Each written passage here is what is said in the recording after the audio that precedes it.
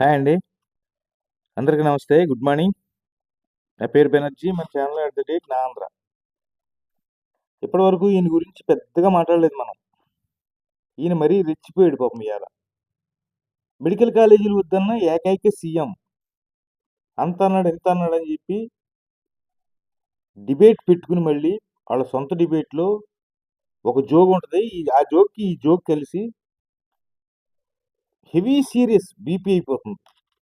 ఆయన ఏమన్నాడు ఒకసారి చూద్దాం ముందు. అంతకన్నా ముందు మన ఛానల్ ఒకసారి లైక్ చేయండి, షేర్ చేయండి, సబ్స్క్రైబ్ చేయండి. చదువుకున్నాడు ఎవడన్నా మెడికల్ కాలేజ్ వస్తుందంటే వద్దంటాడా?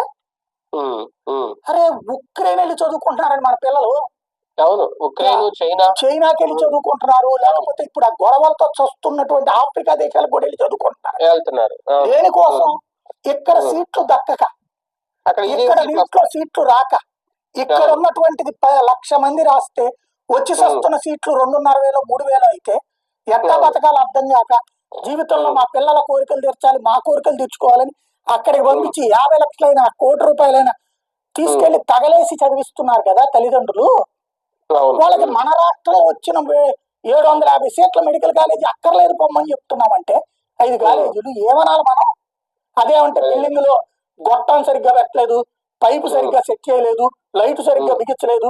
చెయ్యి నువ్వు అడుక్కుదన్నారు గవర్నమెంట్. ఎందుకు నిన్ను ఆఫ్టర్ ఆల్ ఒక్కొక్క కాలేజీకి ఒక 250 కోట్లు ఖర్చు పెట్టలేవా? అదేం వృధా కాదే.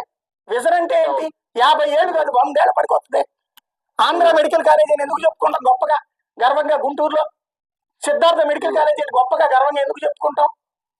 ఎందుకని? మరి అదేమన్నా 10 ఏళ్ళకే వచ్చింది అది. ఆ రోజులు పెట్టింది తక్కువే కదా పెట్టుబడి.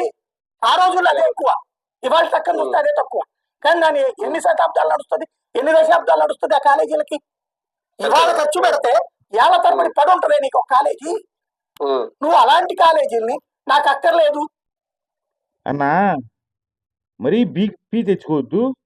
హార్ట్ అటాక్లు వస్తున్నాయంటే ఈ మధ్యన బీపీ ఎక్కువయ్యి. గత 5 ఏళ్ళు ఏం గుడిసేవన్నా?